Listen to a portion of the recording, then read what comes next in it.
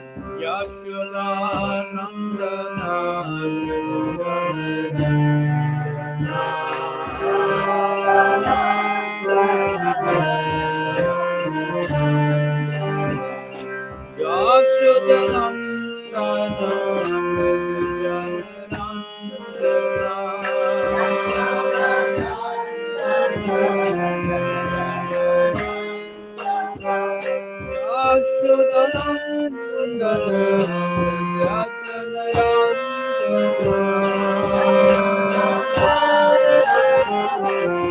Jaya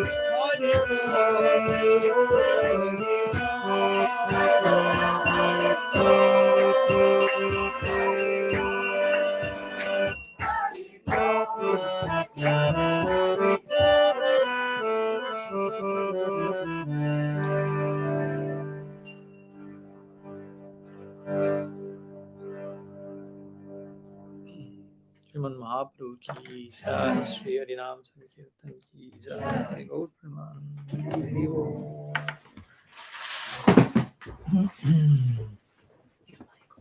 Okay, what result? Thank you.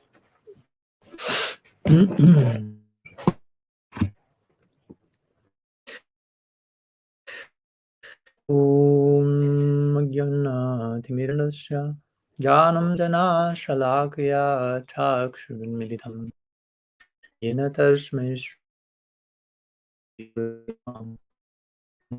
Manumapi Satribhutram Atra Swarupam Rupam Tasyagarmayopi Madhuringasatim Rakun Vivaram Hora Madhavasan Prapto Yasya Pratitha Kripaya Shri Gurum Tam Natasmi Vancha Kalpatarubhyascha Kripa Sindhubhyaiva Cha Patitanam Pavanebhyo Vaishnavebhyo Namo Namah Nikhila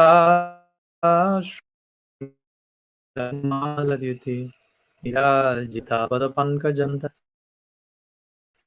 Lairupasyamanam Paritashtam Harinam Samshrayami Anharpitacharim Chirat Karunayavatirna Kalam Samarpaitamannatachmalarasam Sabhakti Sriyam Hari Purandara Dhyutikadamba Sandipita Sada Hridaye Kandaresh Purato Vasachinandana Janulambya Bhujjo Kanakavadato Sankirtanai Kapitaro Kamalaya Taksha Vishwambaro Dijavaro Jugatma Ande Jagdikaro Karunavataru Ladini Shakti Sarupa Gauranga Suridaya Bhakta Shakti Pradhanaya Gadadhara Namastate He Krishna Karuna Sindhu Dinabandho Jagatpate Gopesha Gopika Kanta Radha Kanta Namastate Radhe Vrindavanadishe Karunamrita Vahini Kripaya Nijapadabja Dashanmayam Pradiyatam Bhaktya Vihinaya Aparadha Lakshay Kirtashagamadityanangamadhi Kripamai Tvam Sharanam Prapanam Vrinde Namaste Charanarvindam Vrinde Namaste Charanarvindam Srila Gurudev ki jai, Sriman Mahaprabhu ki jai, Shri Giriraj Maharaj ki jai, Shri Jagannath Baladev Subhadra ki jai, Shri Harinam Sankirtan ki jai, Gaur Bhakta Vrinda ki jai, Gaur Pramanam Hari Bo.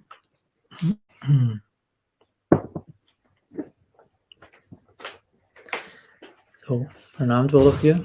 Good evening. Thanks for coming. Welcome.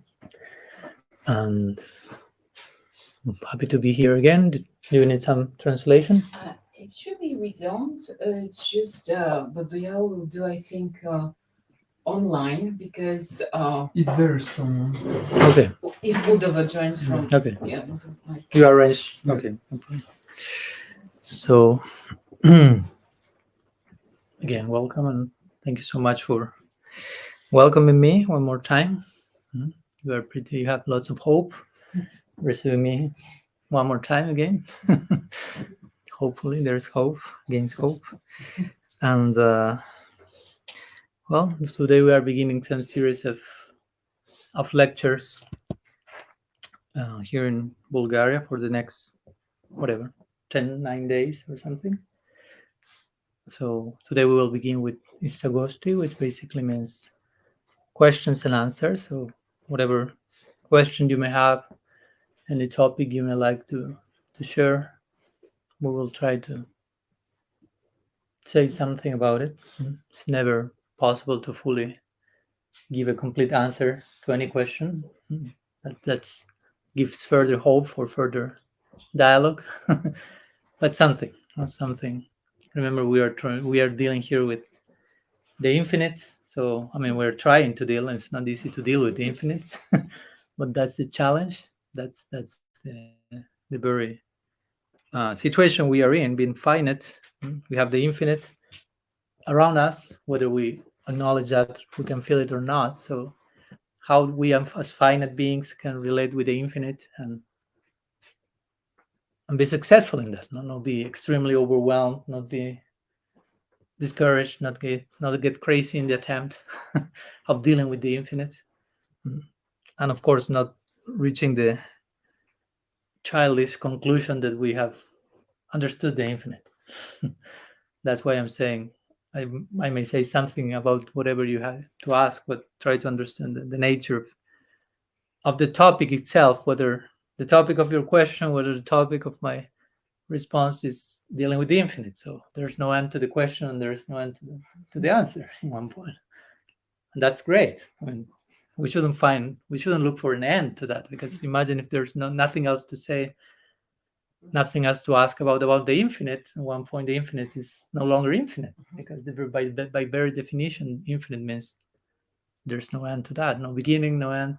So in the words of Srila Bhakti Goswami Maharaj, what we are trying to do here is just trying to touch one point in an infinite line. And that will be more than enough. I mean, if we are able to get in touch, in contact with the infinite, even one point of the infinite is infinite. It's not that because it's only one point, it's finite. It's still infinite. So that one single point that maybe today's topic, whatever it may be, should be enough to satisfy us, the finite. That's the point. No? Our demand as finite beings is our thirst will be quenched in connection with the infinite. So anyhow, some brief words of introduction for you to not have excessive expectations or wrong expectations, in the sense of thinking that we will know everything, or we will be able to encompass everything. We are dealing with the infinite, and so be prepared for, as we were speaking yesterday, for a good dose of mystery, a good dose of unknowing, a good dose of paradox, all these elements that imply reaching the infinite, start to get closer, if you will. So, and don't be scared of the journey. Hopefully, any of those words are hopefully not intimidating to us. And if that's so, here we are to give us support one another. That's Krishna's words in the Bhagavad Gita, right at the beginning, right at the end. I mean, the infinite himself is speaking. He's saying, he begins the Gita saying, "Don't fear." He ends the Gita saying, "Don't fear." And the other day, someone told me that in the Bible, the expression "don't fear" or "don't worry" or something is 365 times present in the book. So just in case, once per day. You need a reminder that fear is not the way, that the currency to deal with life. Not deal with life means deal with the infinite, basically, whether we know it or not. So the opposite. Let's try to develop some positive sense of trust and implicit, as I like to say, implicit faith in the unconditional nature and unconditional purpose of reality. So reality all around us has unconditional purpose, whether we want to admit it or not. And we should develop ideally some implicit faith in the unconditional nature of reality and the unconditional purpose and meaning that surrounding us all around. So anyhow, any questions you would like to present, any topic? We have some different meetings of questions and answers, but we have to begin somewhere. I already began my part. So how did you do? Yeah. I read in your book this idea that our rasa we acquire in many lifetimes from the gurus that we meet in our lifetimes, and there should be like more than one lifetime to have a taste in one rasa so that it becomes prominent in our life. What if we have more than one? How this process goes? Like if we meet two gurus that are prominent in our life and they have different rasas, how does it go? So the implication is that a problem or not, or no? Should be a problem? No, not necessarily. No problem. Again, don't fear. Again, all this is being arranged in one sense. Of course, we have our will, and we play some role in the equation, but there is lots of arrangement from above. So also we should have implicit faith in the particular way that bhakti is coming to our lives, in the particular way that love reaches us in the form of sadhu sangha. It's basically, how to say,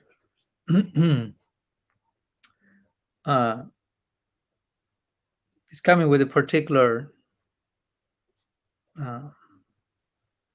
intention in mind. So we should be willing to trust, okay, there won't be conflict. No, everything will be in place. So yeah, the scripture is saying that whatever affinity one develops for God, ultimately, because there are different possibilities, at least in our school of thought, it's not that you can only relate with God in one single way. To begin with, there is not one single form of God, which is pretty interesting. We do not only say, again, we are speaking about the infinite. So it would be contradictory if I tell you God can only have one form, one name, and only one relationship, because the name of expressing my doctrine or my belief, I'm just imposing limits the divine. He cannot have more than one name. He cannot have more than one. No? And unfortunately, some people think like this. I was watching the other day one interview between one follower of our doctrine and one Christian. And of course, I'm not saying with this that every Christian thinks in the same way, but this one did. And basically, he, of course, quoting this famous line of the Bible, Jesus saying, I'm the truth, the path, what is it? The way. Only you can go to the Father through me, and so on. So this has been like hammered upon by many Christians, like basically, okay, surrender. No, but I could say, I understand the point. I mean, there are many things that you can say about that particular line and the context in which that is said, and many Christians understand that way beyond. I won't go into that direction; it will be too much. No, but they make a difference between Jesus and the Christ, and mentioning that is speaking about the Christ, and the Christ is a universal principle, as we may speak sometimes about also Guru Tattva, Vyashti, Samasti, another point. But my point is that, okay, Bible says that, But also I can quote the Bhagavad Gita and find something similar and hammer on your head with the same idea. As Krishna saying, Sarvadharman parityaja mamekam sharanam vreya. Abandon all religions, just surrender to me exclusively. So I can make the same case with my book. So what's the conclusion? Then who is right? None of the two. And you go to probably Quran or some other scriptures, and they will have some similar verse. So the point is not only one of all us is right, and the other ones are just copy pasting the other traditions and trying to reclaim exclusivity. But basically, it's speaking about from a universal principle. So I say this because sometimes we have not even understood that lesson. So if you don't get that lesson, we cannot even try to think about other lessons yet. It will be just distorting, and sometimes that happens. So yeah, to begin with, we have different phases of the absolute, and even interestingly, if you go to our particular tradition, we won't only say, okay, there are different aspects of the absolute in other traditions, the different aspect of the absolute in our tradition. We don't even need to different aspects of God, but in our own tradition, we can speak about so many of them. Of course, we will have some form of, if you will, hierarchy or gradation according to the level of intimacy that you can experience in connection to God. But even if that hierarchy is established, we will be open to accept that not everyone will feel that attracted to the highest level of intimacy with God than others. And everyone will find their particular approach to God, if that's genuine, at best. And that should be okay. Again, there's hope. So yeah, we may say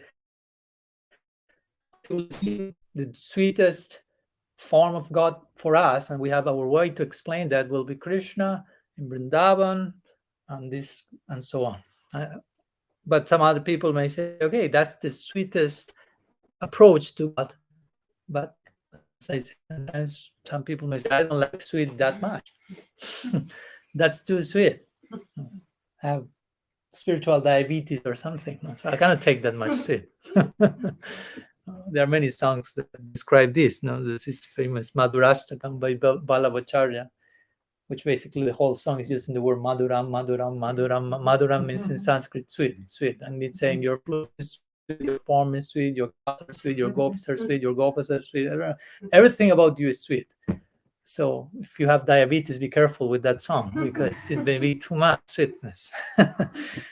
So again, someone may say, oh, I don't like sweet that much, like apples instead of mangoes. I say, but apples are not that sweet. No, but I like apples more. Is that a problem? I mean, you are at fault because you don't like the sweetest fruit of earth. That's not your favorite. No. So the way with religious tolerance, and not only tolerance, like tolerate these guys who don't like sweet that much, but religious mindedness and acceptance and even appreciation, and not only that, but even inspiring from those who have different inspiration than ours. And that's important.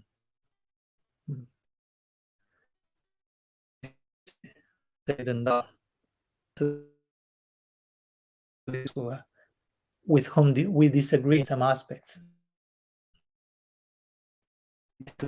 Inspired, quote unquote, if that we can call that inspiration, only with those we agree with. And that's really dangerous because that ends up being fanaticism, fundamentalism. Only if you agree with me, you inspire me, I love you, I allow you my group, and so on. And you make your own group of people and followers and friends.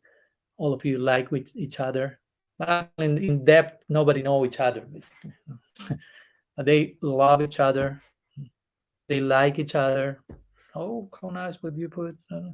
But all of them remain in the comfort zone without challenging each other's situation because they are not actually deeply getting into knowing each other. So that's not the idea. That's my point. Sometimes we have to describe what's not our idea to make clear what's our idea. So in that connection, Srila Rupa Goswami and Sada Giridhar is quoting, in order to develop it's more technical, complex than that experience of Bhakti Rasa. It's a compound of different experiences. It's very technical Sanskrit definition, so I won't bore through today with that, but it's actually the combination of 5 types of ignorance or experiences which put together make for one experience called Bhakti Rasa. You have to have study, vibhav, sattvika bhav,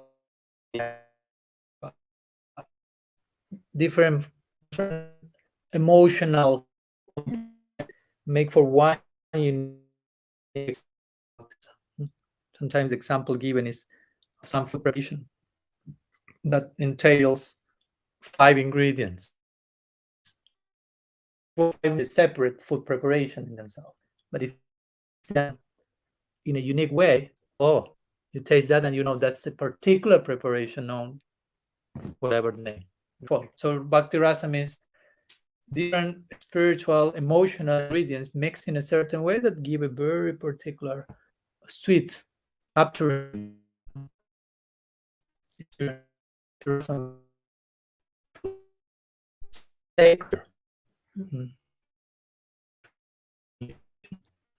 So we are completely captured by that particular, and the idea of aesthetic has to do with the power of how, you could say, has the greatest power to draw our attention, to make us not know anything else apart from that. Basically, we have experience on some degree this world when we are in front of a very astonishing, beautifully, whatever piece of art or landscape or whatever, you completely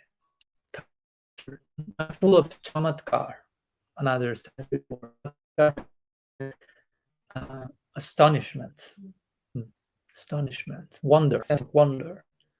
That in the ancient Indian tradition, it's always mentioned like a very key ingredient for the highest goal of life. Many people in different traditions similarly like have this intimation, like ideally real life should be filled with wonder.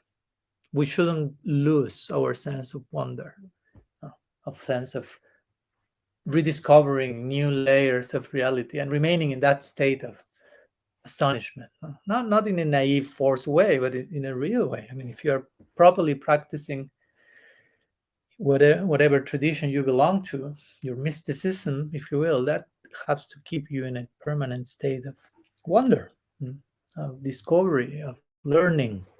Real learning is wonder. Real learning is just new information. Take it. Okay, now I know something else. I've learned something. Real learning is more transformation than information. There may be some information, but given in such a way, received in such a way, that the actual experience is transformation. So when you experience yourself being transformed, that's what some call sacred wonder. And nothing else matters.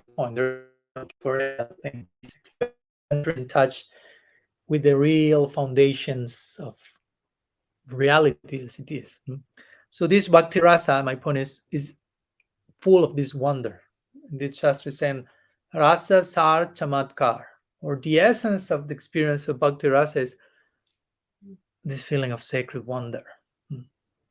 So protect your wonder, take care of your sacred wonder. Nowadays, world which sometimes externally, superficially seems to provide us with constant sense of wonder, but it's in a very predictable way. Or let's see what's new messages. There is someone, what the new publication, but that's not chamatkar, that's not wonder. Because that's operating on a very predictable, unlimited framework when you're just moving on a very superficial level of reality. So, and we take reality for granted, and we become more and more mechanical in our, we're traversing the path. So, and we lose the sense of wonder. it's interesting if you pay attention to nowadays to the world, all these facilities. Of course, I'm not against technology. I mean, you can just see in front of me, but it's a fine line. Potentially, technology is wonderful, but potentially it can be hell. It's not intrinsically, it's not favorable nor unfavorable. So in our tradition, we always make this, and I'm going to your answer. It's just a little bit of context. In our tradition, we may emphasize this. Now, there are certain favorable things to do, unfavorable things to reject. Now, there are certain things that are not unfavorable nor favorable, like social media. That's not necessarily favorable. That's not necessarily unfavorable. It depends how you deal with that it will be favorable or unfavorable. So it's not so much about what to do, what not to do, but how to do something that potentially can be whether one thing or the other. So, and nowadays people have so many more facilities than in other ages, if you will, or times. People is generally much more bored than before. Full of predictability, not having too much creativity, just trapped into particular, very limited options. So sense of wonder is retiring. And the more you retire sense of wonder in one sense, the more life stops having meaning, basically. I mean, you enter into nihilism, you say in English, nihilism. There's no purpose. No purpose is another way of saying no sense of wonder. Because you do so many things, but there's no real motivation, if you will. So again, Bhakti Rasa is for us the ultimate goal of life, which implies you are thrown forever in a constant pool of wonder. Indeed, one of our authors wrote a book called Bhakti Rasa Amrita Sindhu, which means an ocean of that. So like implying the goal is that you will be swimming internally in an ocean of that. And then he wrote another book which is called Ujjval Nilamani, which means blazing sapphire. Sapphire, you say? Like implying, okay, you will be thrown in that ocean, but that ocean also has so many levels. So if you go deep into the ocean, you will find some gems and precious stones. So there is one blazing sapphire waiting for you there in the ocean of Bhakti Rasa. So he uses all this poetic analogy to try to describe, make justice, say something about his own experience of sacred wonder. I mean, they are living in that ocean and they are trying to imagine someone eternally living in that ocean and trying to put in words to those who have never been sprinkled by a drop of that ocean. What's that ocean about? That's not so easy, but they have tried. They have tried. Very nice, really nice. The result of that is many of the sacred books we have. So Bhakti Rasa, this experience of Bhakti Rasa is coming to us, in contact with those who have it, in contact with those who have experienced that. And Rupa Goswami mentioned this is such a comprehensive experience that you won't reach this very easily. I mean, very soon, which is an important point. He even makes the point it may require more than one lifetime.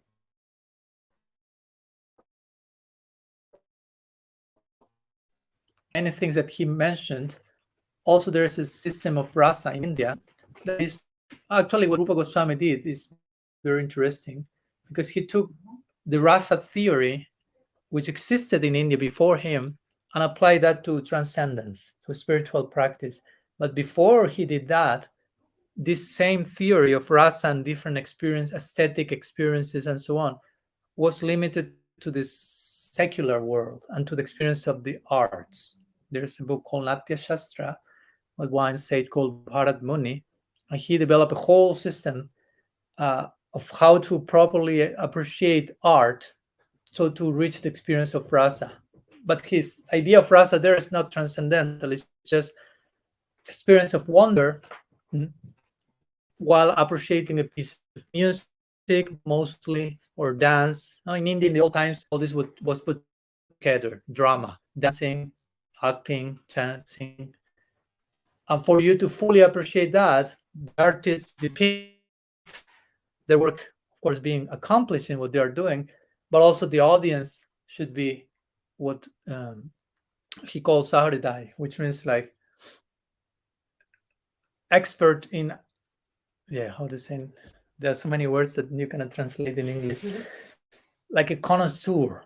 No, you have to be expert in understanding what's taking place. You follow. If you are expressing a very subtle piece of art, but you don't have the ear trained for that, you may just fall asleep or not appreciate. May say, "Oh, it was good," but you are not grasping the subtleties and the details that a connoisseur will be maybe crying and feeling so many things by this and that and that. But someone else is, well, oh yeah, it was nice.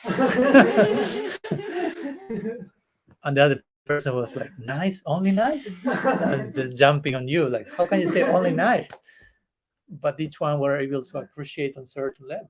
So this same idea applies to, and he's saying, Bharat Muni, my point is, he's saying, for you to taste rasa in a secular sense, to have this like experience of wonder while appreciating arts in this world, to fully reach that experience, probably need more than one lifetime of preparation for you as the audience, for you to really appreciate that. Because again, Indian arts are very refined, very subtle, and it's not just let's go to a punk rock concert or something like that. No, with all respect, if there are some punk rock followers here.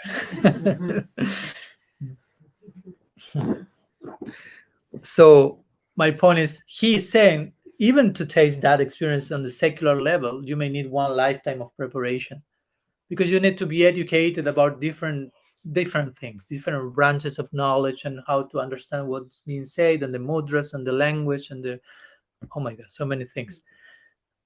So if that's applied to secular rasa, now Rupa Goswami is taking that and applying that to spiritual experience, probably minimum the same will be required. So he's actually very generous to say at least one lifetime. Like implying it can be more. And there comes all this whole idea that, of course, more than one lifetime implies the notion of reincarnation, that of course is universally entertained in Hinduism. And of course, not everyone will accept for the particular reasons outside of Hinduism, or some people inside India for sure. That's a different, separate conversation, but it's an interesting one, especially considering, how to say, how misapplied can this idea be. If I tell you, you have many lifetimes, eternal, all the lifetime you need to reach the goal, that can be problematic also, in the sense that you can abuse that idea. Like, okay, I have eternity, so I can relax, no rush. Someday, some life, I will do it.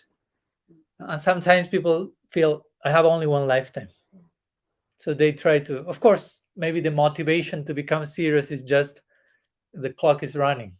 No. And maybe, okay, I have to surrender to God in this lifetime. I have to be a good person, because if not, what will happen? So the main motivation is, I want to avoid the bad stuff that will come if I'm a disaster in this lifetime. No, so again, Krishna in the Gita says, Artho Jignasur Artharti Brahma Gyani Chas Bharatarsha. Some people approach me because of fear. And he said, we have to begin somewhere. It's okay. He's not condemning them, but he's also making the case that's not the highest motivation. No. If you approach God like, please, whatever, help me so I don't have to suffer in hell. Actually, the main interest is not so much in God himself. It's like, please give me what I need so I don't have to suffer as I will if you don't give me what I need. So it's basically self-centered. And Krishna will say, well, at least he came to me. No, he will see the half, as we say in I don't know if you have the same saying here, half the glass, the full, half, what we say? Half empty or half full? Half full glass. He will see that, okay, he came to me, at least he could have asked help here and there. He's asking me, let's begin somewhere. But hopefully in time we mature and realize, oh, I can approach the divine for with some other motivation. I may be interested in who the divine is. So, so again, my point is many lifetimes, one lifetime, depending how we approach that, that can be abused even. Of course, that's not the idea. So Rupa Goswami is mentioning there's you need more than one lifetime, not to discourage anyone, but just to make it clear the price to pay. I mean, in this lifetime, you may have to work 50 years to buy a car, a house, or something.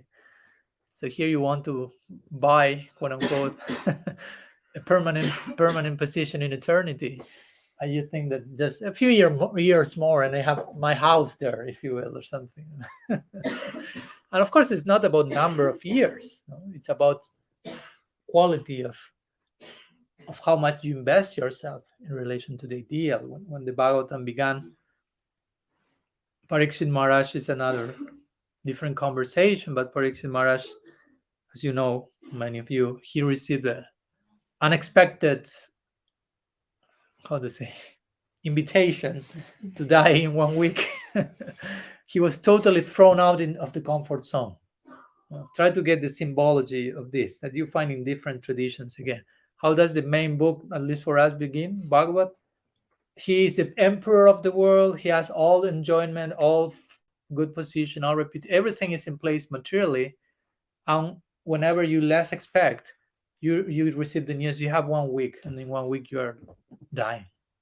So you are immediately thrown out of the comfort zone, out of, in a situation that is totally unknown. Of course, it sounds like very extreme generally. So the Bhagavatam is presenting a particular stage, like on the basis of which everything else will unfold. Like implying, if you don't get this, you won't get what comes after this. And what you have to get? Well, Parikshit Maharaj, again, was thrown out of the comfort zone, but he accepted that. That's my point. He embraced the unknown, as if you want to put it in Jungian terms. He was thrown to the unknown, and he embraced that. And he entered the forest, and he started to look for his guru. He didn't look back, if you will. He followed the call. And of course, his guru appeared in a very unexpected way. I mean, Parikshit Maharaj is the example of the essence seeker, Saragrahi. The very name he has indicates that. Parikshit means the examiner. Examiner? So to say that he saw Krishna in the womb. So that's, to begin with, pretty interesting. Generally, it's not the case that you have darshan, vision of God in the womb, and you go out of the womb and immediately start to look for that person you saw in the womb. He did that. He saw Krishna in the womb, went out of the womb, start to look for Krishna. And if he start to examine every person, are you the person I saw in the womb? No. Are you? So that's why he was called the examiner. Parikshit. Iksha means to look, and pari means every direction. So he was in every direction inquiring. Where is the truth, basically? Inquiring from day one. So that's a very important point. So again, he was thrown out of the comfort zone. You have 7 days to live. And we have to inhabit this story, like empathize and think, what will I do if that happens to me? Try to imagine you receive it. Of course, that will happen. Generally, that you don't receive like a WhatsApp message 7 days to live. That would be interesting. I mean, that would be a blessing because you have at least 1 week to prepare. And generally, as the Mahabharata said, Yudhishthira Maharaj said, generally people live as they will never leave this body, which is pretty astonishing. And they see around them, everyone is leaving their body. And the more you get closer to leave your body, the more people leave their body. I mean, everyone, the more people leave their body in the sense of probably the more people you know. Of course, everyone is leaving their body at every moment. Even if not officially, it's 1 day less, if you will. Again, not in a tragic sense, because leaving their body is changing your t-shirt, to be strictly speaking. So I don't think that changing your t-shirt is a tragic experience during their day. You don't seem that traumatized for having your new T-shirt for today, and if tomorrow you come with a new one, how was the trauma? It's okay. Are you okay? I think I said, oh, it's okay. It's like, but we are so much engrossed and identified with the T-shirt that when it's time to take it out and put the new one, it's like, no. So it's interesting how that works. But so Pariksit Maharaj was totally thrown out of that comfort zone, and he accepted that. He embraced the situation. He didn't escape from that. He didn't kill himself. He didn't took it lightly. He realized that's going to happen. He realized that he embraced it fully. And he looked for his guru. And again, his guru was not coming in the most typical packaging. No, because generally you say, okay, I will look for my guru. And like it or not, most of us have this idealization, generally a romantic one, how guru should be. And you idealize, each one with your own samskaras. But many will idealize, I don't know, the old Indian fellow, long dreadlocks and long beard, or whatever. Each one according to what idea you have, no? Floating or whatever, and older than me. And in the case of Pariksit Maharaj, it was exactly the opposite to all that. Pariksit Maharaj was the emperor of the world, a man with experience, relatively elder, and his guru was a 16-year-old naked teenager. That's his guru. Try to imagine. He could be his son in age, Sukadeva Goswami. He was looking for his guru, and this boy came without clothes, without realizing there were no clothes. He was beyond T-shirt, as we were speaking today, beyond T-shirt, so he was not aware of that. But Pariksit Maharaj realized, that's my guru. Even though he didn't appear as what you may think a guru will be. Boy, no clothes, like totally oblivious to what's taking place. So he was a real seeker. That's my point. So he had this when he's there 7 days to live. And he asked Sukadeva Goswami, his guru, Gurudev, I have 1 week to live. Is that enough to reach my goal, the ultimate goal? And Sukadeva Goswami kind of chuckled and said, 1 week? Like feeling that much time you need? He basically said, 1 moment. 1 week, 1 moment is more than enough. If you pay proper attention in the proper direction and you hear from the proper source and you act properly, 1 instant is enough.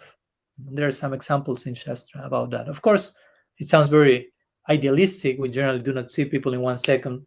But if you, potentially speaking, if you think properly, that can happen in 1 moment. Of course, if you don't do things properly, that can take, you cannot count.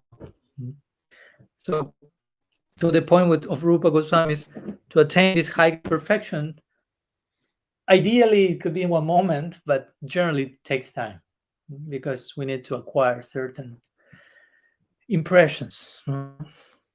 We have to, if you will, to in Christian terms, transubstantiate.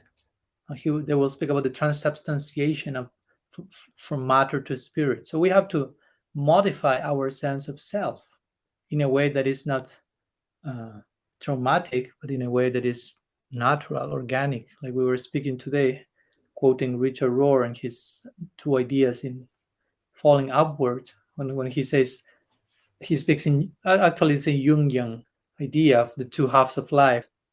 So the first one is container, the second one is content. So the first one, container, means you have to, first of all, have a basic notion of who you are in the world. Your name, your form, your race, your color, your gender, your society, your family.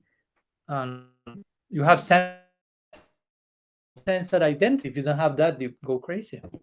But then that's container, he says. Eventually that container has to be filled. As we mentioned, and the analogy is good because he's not saying you have to destroy the container. No. you have to keep the container to feel it.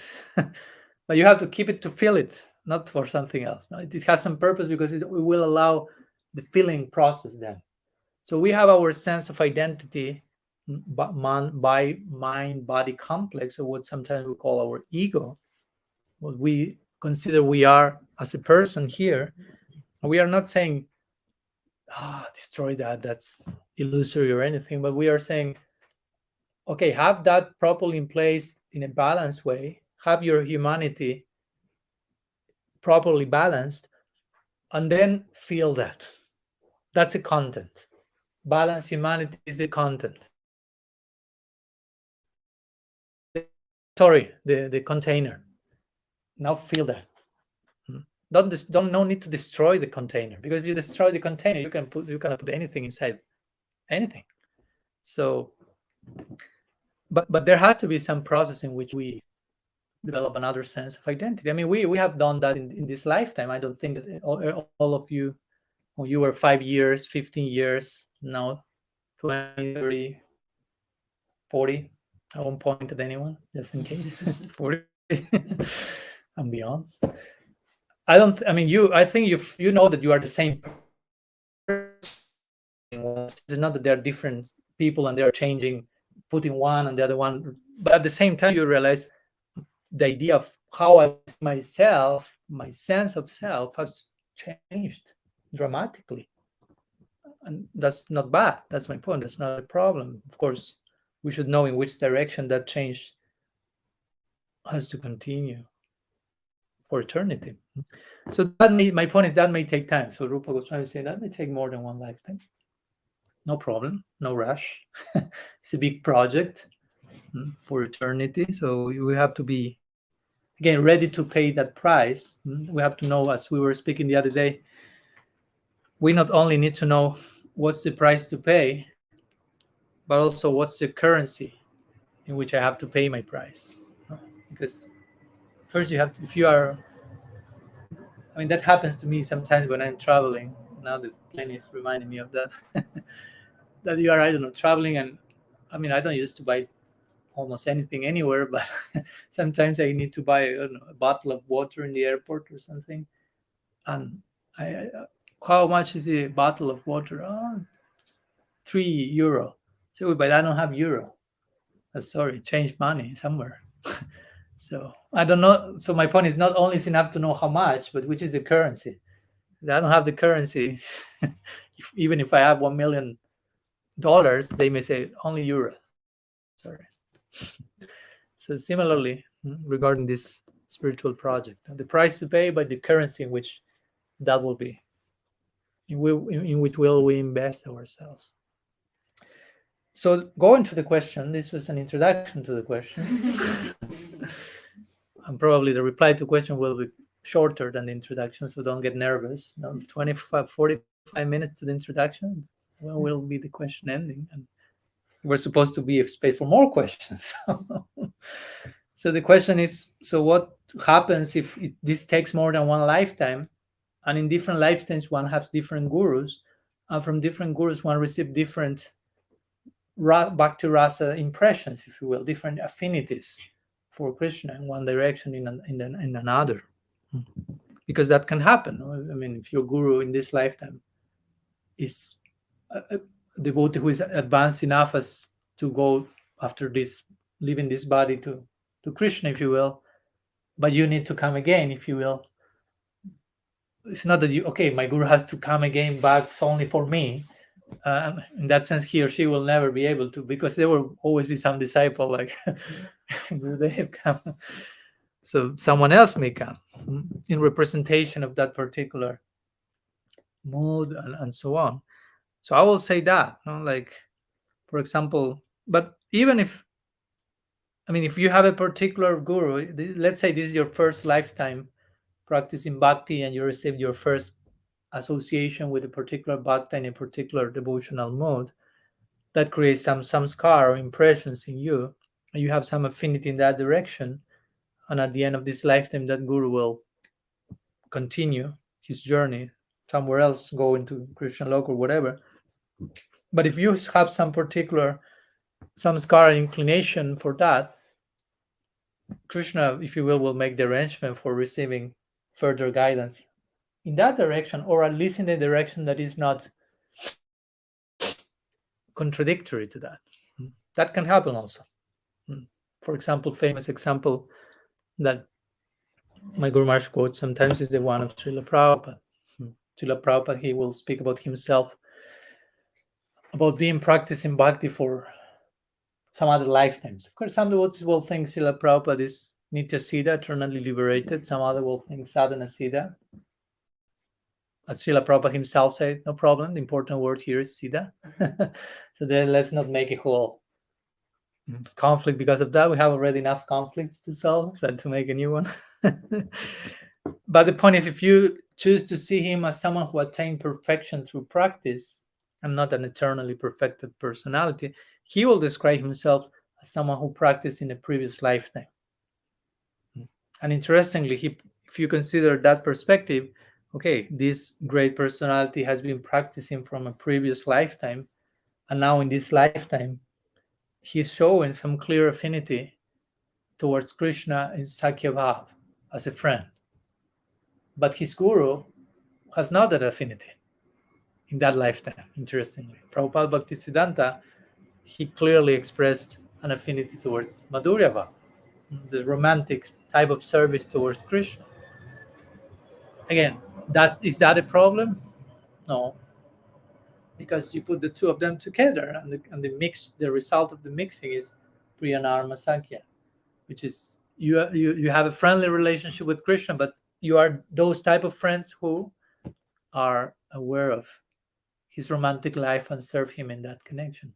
So I'm giving this just as one example as to how Krishna is making those arrangements, when even if there is some different influence in one life and the other, it's not oh, now what to do, it's contradictory and this is disturbing my, it doesn't happen like, and we cannot just like calculate everything, like how in my next lifetime I will get this particular guru. So and we have to trust that Krishna will make way better arrangement than whatever we can even think. So we should try to develop implicit faith that will be the case. And of course, before even thinking about that, we should be asking ourselves what I'm doing at present to someday reach there. Because to begin with, we have to be proper before thinking in terms of, okay, well, I will serve Krishna in this mode and that mode. The question is how I'm serving Guru, Vaishnavas, and Mahaprabhu in Dasya. How much do I digesting the peel of servanthood, if you will? How much do I understand that? How much willing I am to be a servant? And again, how much do I understand that? Because the word servant for some is horrible, basically. Because in this world, that's not a very like chased after term. No? You go to the street. You would like to be a servant? And they're like, no, thank you. I like to be a boss. I want to have servants. Because we connect the word servant with how servanthood is expressed in this world, and that's not generally very interesting. So we may need to recalibrate our understanding of, as we were speaking the other day, of many of the terms we use on a daily basis. Even in our own Gaudiya lexicon, we were saying servant and this and blah, these words, surrender and love. And we may take for granted all these words. We know when to say them, how to reply, but we may not be playing out the implications of these words. So we need to remain open to that. What does it mean to be a servant for me today? And you have to be able to discover a new layer of response to that, new layer of sacred wonder. Because if not, probably I'm just sticking with not very static, not ecstatic, but static interpretations of these terms, and just guiding my spiritual life with very old ideas, if you will. Like I heard once that this means to be a servant, and maybe that's true, but maybe you need to update your understanding of that word 25 years after that. And still that's true on some level, but on the level you are now, you need a new level of presenting and expressing that same truth to you. So, yeah, brief. Yeah, there's no worry. Krishna will make the arrangements. Anyhow, sorry for overextending with a question, but some other topics came. But we have time for some few questions, or yeah, why not? Hare Krishna. Could you please talk on the topic, if it's okay, Sharanagati, in the sense of how to get from the point of understanding mentally how important the surrender to God to the point of actually rendering. So I repeat just because in case it's not heard, some words on Saranagati, which means surrender, or taking shelter in Krishna. How to do that? Even especially for some years we have heard that, spoke about that, and even you may think surrender, and how to go from that point to actually being surrendered, which is a tricky question. I mean, it's not that you are tricky, but the point is like the topic in itself is tricky in the sense of if someone is surrendered to God, generally you won't hear that person will say, I'm surrendered to God. If someone is loving, generally you won't hear those people saying that they love. On the contrary, in this world people say, I love you, so you can say I love you very easily. But walking the talk, that's a very different story. And you can say I love you and then wait some few years and look back and then reflect on how much content was in those words, how much seriously you pronounce, how much aware you were of the implications of what it means to love someone. And probably we will realize I didn't have a clue about what love is. And even you can be using those expressions to actually express exactly the opposite thing. When actually you are saying, I'm so delighted from all the enjoyment I can draw from you for myself. I mean, you won't say that this is not so romantic to tell that to your partner. So better you say, I love you. That sounds pretty much nice. Of course, you may not even aware of that. It's not that you are calculating. I'm totally exploiting you, but I cannot say that. So I love you. Bring some roses. No, probably you are not aware that's going on. And the two sides are in the same way. They actually think I love each other. And then after a few weeks or something, they start to realize, what's going on? Magic is over. Where's that experience I had the first day? And of course, the lesson is welcome to the world of love. You say I love you so many times the first week, so now you have to pay the price of over expressing that, which has so much depth and such a price.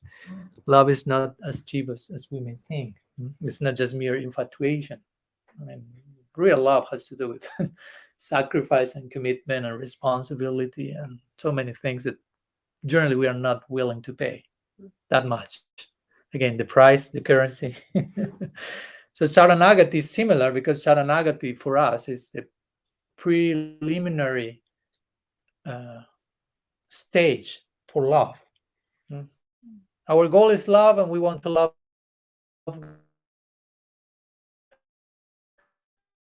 but it's a high thing, but because before reaching there, you have to reach so many other. Not clear enough, you may want to reach, but you have to somehow jump from outside the house to you have to enter the house and go first door. No. You try to jump on climb the house out the roof through some window, you may fall and kill yourself. So So Saranagati is one of these like unavoidable, fortunately unavoidable to pass. And not that something get what I want. No, you have to love that. No? So much that that experience in that room actually will accompany you to the next room, and the other one to the next room. It's not that you pass one part, I see you, I will never see you again. Bye, goodbye, Saranagati. No, goodbye, surrender. Oh, I did my homework. Now I can do what I really want. It doesn't work like that. That's the uniqueness of bhakti, because in many other paths you have this particular like phenomenon, like is you have something in mind and you do so many things you don't like, so finally you can attain what you want. That happens in this world. People is working many times doing something they hate to get money, so they can on the weekends do what they think they like. And even substantially speaking, they do not like even that. They think they like that. But the point is, sometimes we are willing to do something we don't like, but we are just thinking, oh, whenever this is over, I will be able to finally do what I like. So some people even approach God in those terms. Okay, what I have to do, okay, this fasting, this penance. So as a reward, I receive when I want. That happens with all the paths described in the Vedas: karma, jnana, yoga. In karma, you do all these rituals and worship, so you go to Sarga and you enjoy heavenly delights. But before enjoying those heavenly delights, you have to do so much penance here. So if it feels, oh, you like penance, and he will say, no, I don't like penance. I am doing this so I can fully enjoy that. So like, okay. Or a jnani is doing so much things, so finally they can enter Brahman and leave all the other things they were doing behind. Or a yogi may restrain himself and do all these types of discipline so they can obtain whatever type of mystic perfection of powers. But the bhakta or devotee, ideally, she is doing something, and you will ask them, why you're doing this? And what's the ideal reply that the devotee will give? Tell me. Let's see how much. To please Krishna. Okay, so another word of saying that is, I'm doing this. So if that pleases Krishna, will you like to continue doing that? Yes. So in one way you are saying, I'm doing this so I can continue doing this. You follow? Because you are serving Krishna. And why you are serving Krishna? You will reply, so I can continue serving Krishna. And it's like, wait a minute. No, but you are doing this for obtaining something else. And they will say, no, there's not something else apart from that. This is the something else. You follow? So it's another logic. So my point with this is, it's not that I surrender to Krishna, so I finally after that can whatever, take rest, go on vacation, have my eternal cloud in heaven, and have my no, you surrender because at one point you develop a taste for that, so you continue doing that. You find no limit in that. It's not that, okay, I surrender fully, I cannot surrender more. That's absurd, because again, we are speaking about connection with the infinite. So again, I cannot say I love. If I love you, I won't say I love you, because there's so much more that I can love someone. If I say I love you, it implies like I'm already doing that. If you speak with one great artist, I mean, with this, I'm not forbidding, do not say I love you anymore, because now you know what's the truth. I'm not saying that, but at least have in mind this point. Like if you are a great, I don't know, artist or something, the greater there are, they will never say, I'm reached perfection in my art. They will feel like I'm just starting to realize how little I know. And you on the other side say, but nobody knows like you. Whatever. That's my experience, they will tell you. Because they are getting closer to a level of perfection when there is no limit for perfection. Many artists will say that. Perfection doesn't exist, technically speaking. You never reach perfection. You can always reach further perfection. Further perfection. So that's interesting. So surrender has to be something we I'm saying this because you mentioned this idea when we are finally surrendered. Well, you may never feel that, and that will keep you on track forever. And if you see the devotees of Krishna in Golok Vrindavan, it's not that you go to the Brajavasis and you interview them and they will say, we are so surrendered. There's nobody like us. We are the greatest devotees. I mean, on the contrary, they have so many stories where they feel we are ordinary people, but somehow what good fortune we may have done in our previous life, Krishna is one among us. But they will never say, we have this, and they do not feel that. They are not making a show. They really feel I'm ordinary, but at the same time they feel I'm the most blessed person on earth. So we have to learn to coexist with this type of paradoxical experiences. It's not that they are proud. It's that they are not fooling themselves. They really feel I'm nothing too extraordinary nor special, but Krishna is in the midst of us, and that makes my life so special. And they feel so fortunate, so humbled, so fortunate. So it's a whole art to accommodate these emotions in a way that is healthy, sustainable, not dysfunctional. So surrender is paradoxical, like humility. Humility is paradoxical. It's like, how do you say in English? In Español. I don't know. Anti-reflective quality. I don't know if there's one expression. Like the idea is, the moment you affirm you have it, you don't have it. If I tell you, I have humility, immediately I show I don't have humility. I cannot affirm that I have it, because if I do it, I lose it. Other things you can affirm it, and they are true. I mean, I don't know, you go to the gym and your biceps are expanding, you have physical strength more than before. You can say that, and it's not that your arms will go like, they won't shrink. They're there. You can affirm that. It's okay.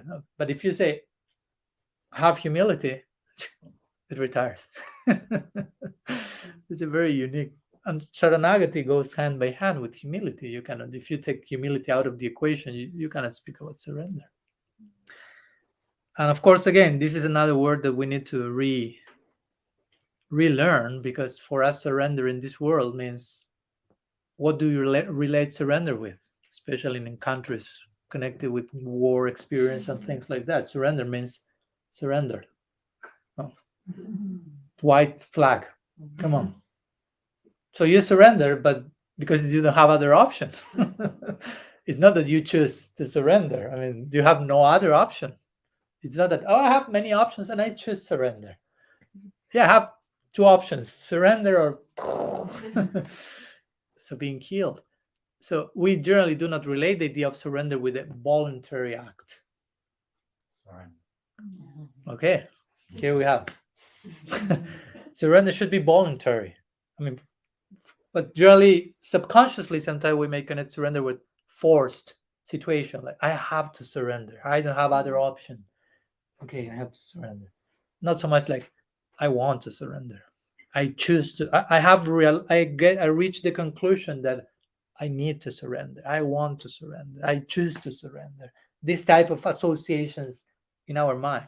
So pay attention to from which side you are surrendering, because we don't want surrender. Any form of surrender, certain form of surrender. You follow my point? It's not that, Maharaj, I surrender to Krishna. Why? Which is the background? Are you fearful because you have no other option? And Krishna is not like a general pointing with the gun and saying, surrender. He says surrender to me in the Gita, but in a certain way. That's the conclusion of the Gita. Before saying surrender to me, Krishna is speaking 690 verses. So we won't misunderstand his invitation to surrender. He's not pointing at Arjuna, surrender to me. He's giving so many options and so much knowledge and expressing how he's our great well-wisher, our best friend, and this and that. Surrender to me. Okay, it's natural. But he's backing that with so many things. And then he says some other things as well. Still, he says at the end, do not fear. although he spoke the whole Gita, and we should not be fearful of surrender to Krishna, just in case he's saying, do not fear. I told do not fear at the beginning. Do not fear. I'm not that bad of a guy, Krishna saying. So surrender has to be, and of course it's not surrender, it's not just, okay, I'm surrendered now. I press the surrender button. Okay, I'm on the other side. I'm on the surrender party. It's a gradual process. Generally, again, may take lifetimes. Going back to the other topic, it's a gradual. It's a gradual process, because sometimes we may make that mistake. Like, I'm not surrendered. I'm not surrendered. And you can torture yourself. Maybe you are not surrendered on some level, but you are surrendered on another level. Because if you think in terms, I'm not surrendered, and when I will be surrendered, you are thinking these terms like, someday I'm surrendered. I was not surrendered, and now I'm surrendered, like black and white. Not surrender, surrender, not surrender, surrender. It's not like this. Today you are surrendered on this level and not surrendered on this level. Hopefully the proportion changed a little bit. Still you are surrender level, and still you are not surrender level. But gradually you are moving. So I think that's I mean, many things surrender can take a few lifetimes of doing series of lectures only about that.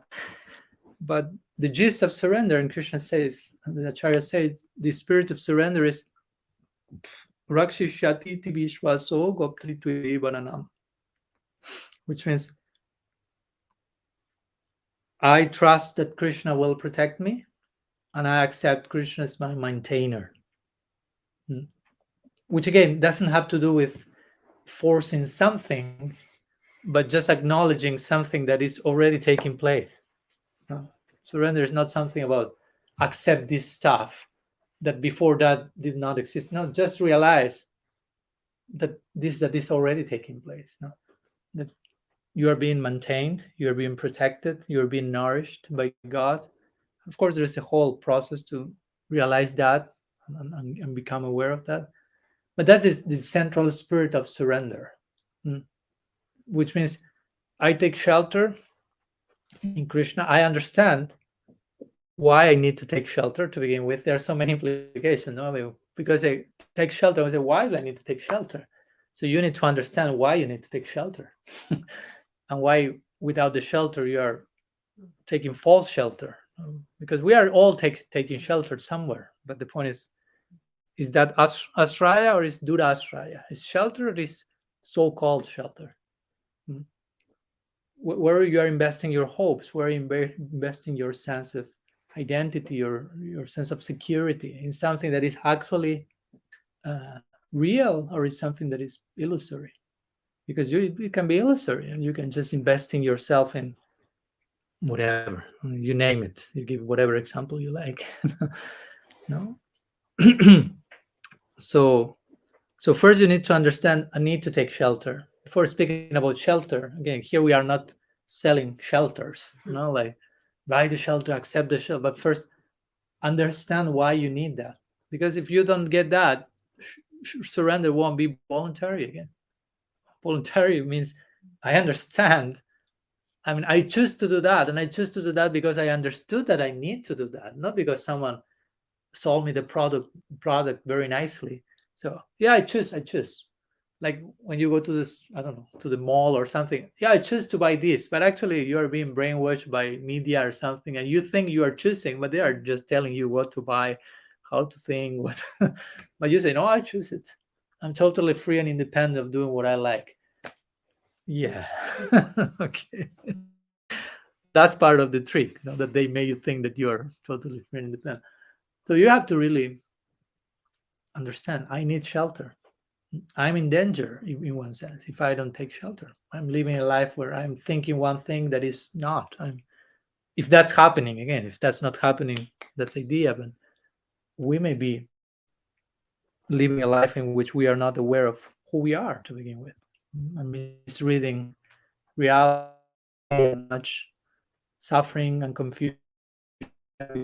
Means we need shelter. Shelter means we need not. need enlightenment, we need affection, we need especially unconditional affection. I mean, we are so needy, technically, really, and that's not the wrong word.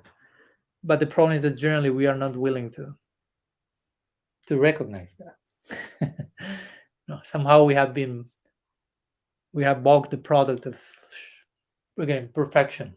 So we have to show ourselves perfect and full. I don't need anything. But we are being totally full of doubts and fragile and vulnerable, but we don't want to acknowledge that. Because there is this subtle but extreme fear. If someone realizes how needy I am, people won't love me as I am. So, because it seems that everyone is only buying the product which seems perfect. So I have to look perfect. So I'm candidate for something or something. Very subtly, this type of narrative is there in the minds of most. I have to show myself perfect, although I know I'm a disaster, but at least I have to sell myself, sell the product with marketing. No. But in the background, you are totally needy. And if you are not addressing that, acknowledging that, I mean, in time, that's unsustainable and totally dysfunctional. And the only way we can transcend that is by entering in touch with unconditional love, basically. That we will feel, wow, I don't need to show perfection here. I need to show imperfection here to be loved. If you are in front of a saintly person, enlightened person, that person will tell you, please do not make any show here. Please do not present any facade. No, how do you say? Facade. No masks here. No need of that. Leave them outside of the stage. Get down the stage for a minute. Show you in raw form as you are, naked, if you will. And we're like, because again, we are not accustomed to that. And whenever we try to do so many times, we have been abused, exploited. So we learn all these defense mechanisms that you have, like mistrusting reality at every step. Fear. The opposite of love. So the cure for that is to, again, have an direct experience of unconditional love. That you have to really feel that. I'm being loved by someone in a substantial way. Now, I'm not limiting that to romantic interaction, but real love has not to do with one or this type of mood, but just for who I am, for who I can be now, something like that, and for all that I can be. That's real unconditional love. The person is loving you with all the disaster stuff that's still there, but because that person can see right beyond all that and see all that you can be. And that's the most lovable thing. And you may be still too much identified with the disaster part. And the other party is trying to tell you, no, look all that you can be. Look the brightest side. But somehow we, and of course, if you realize, oh, then I'm my worst enemy. Actually, I push on this. I convince myself of how disastrous I am, and I over-identify with that, and that's the problem. Like I was watching the other day, one psychologist, and it was an interesting point he made. He was speaking about how we ourselves convince ourselves of certain things. So he was speaking with someone, like I'm speaking with Mirella, and I say to Mirella, he will ask to the other person, like, Mirella, what if I tell you you have very nice green hair? So you are smiling. So why are you smiling? Because I don't have green hair. Okay, good point. So what if I tell you are totally stupid and useless? I know. Generally, you won't be smiling. I mean, you already know how to reply probably, but generally, the point he was making is when he say that to the person, what if I tell you are useless, stupid, and so on? The person was like serious. He said, so the point is you believe that to yourself. You follow my point. If I tell you have green hair, you say, I don't have that. I said, you are totally useless. Why don't you laugh? Because you are believing that narrative. You follow my point? So we are the ones who also choose how to limit ourselves and get stuck in a particular sense of identity. And of course, sometimes we need shelter, going back to the point, which means people that will show us you are not what you think you are, and look at all that you can be. So we need to get to that point where I need shelter, I need help. I remember once I put something, I need help, and people started, is everything okay, Maharaj? What happened? I said, nothing happened, I need help. I mean, is that a bad word to say? I mean, it has to be a disaster, my house is burning or something to say, I need help. Don't you need help? Oh, yeah, I need help. But generally, we are not accustomed to express that. So if someone says that, it's like, oh, some terrible thing has happened. And it's just that we need help on a daily basis, but we are not accustomed to express. So I will emphasize that, not trying to acknowledge how much shelter we need and make a voluntary choice. Of course, be honest and sincere, and whenever we choose to take shelter, to do it also really, because it doesn't make sense to take shelter in it.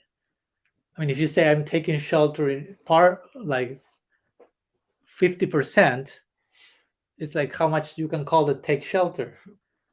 I mean, you may have now a limited capacity to take shelter, but ideally you should invest all your capacity, the one you have now, to take shelter.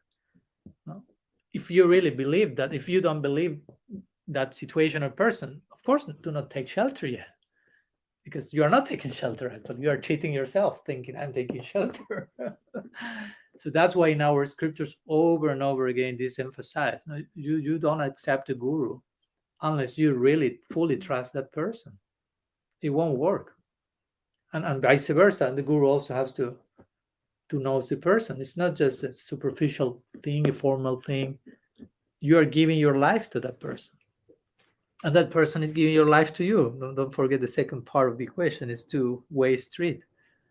So if you feel that it's still you cannot do that, okay, wait. Don't force yourself to give something you cannot give. I mean, you cannot give yourself. Even if you force yourself, you are not giving yourself.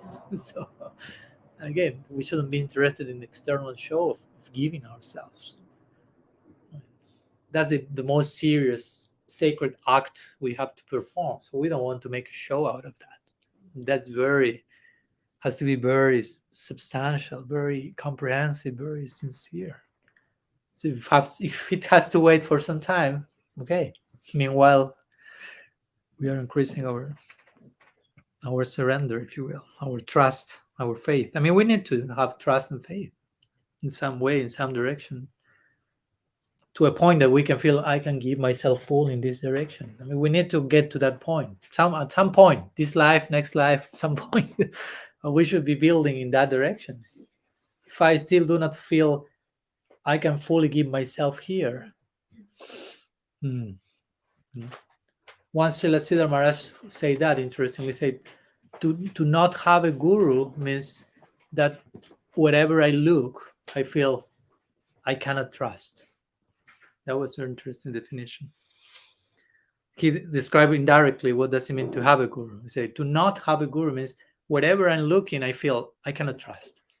That means you don't have guru. Like making a parallel between guru and full feeling of I can trust fully here. So trust fully here means I'm giving fully myself here because I can trust fully.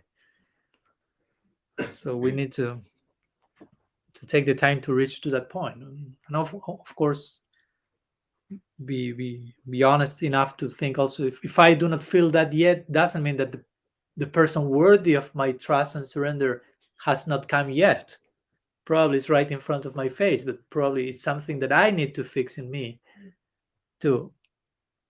and I'm not saying that with guilt or something, but just with objective situation that I need to work a little bit more on my giving capacity. And it's understandable. Some people may have gone through some, I don't know, traumatic experience where the trust muscle has been terribly damaged. So you can just expect give yourself fully there. It's a pure devotee. You cannot see yourself. Maybe it's a pure devotee, but still, you have to solve your own part so you can give yourself fully, because that's how it works.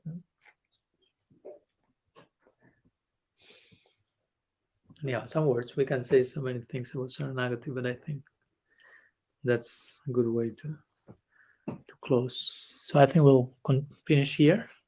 I saw Rasa made one question, but I think we can continue. The next one, Rasa, if you are there, please save that for next meeting. So thank you so much, and see you. I think tomorrow we have next meeting. Srila Gurudev ki jai, Sriman Mahaprabhu ki jai, Sri Harinam Sankirtan ki jai, Sri Giriraj Maharaj ki jai, Sri Jagannath Baladev Subhadra ki jai, Gaur Bhakta Vrinda ki jai, Gaur Premanand Hari Bol. Vancha kalpataru vishta kripasindu vacha patitanam pavanebhyo vaishnavebhyo namo namaha. Ananta Koti Vaishnava Vrinda ki Gaur Hari Bol.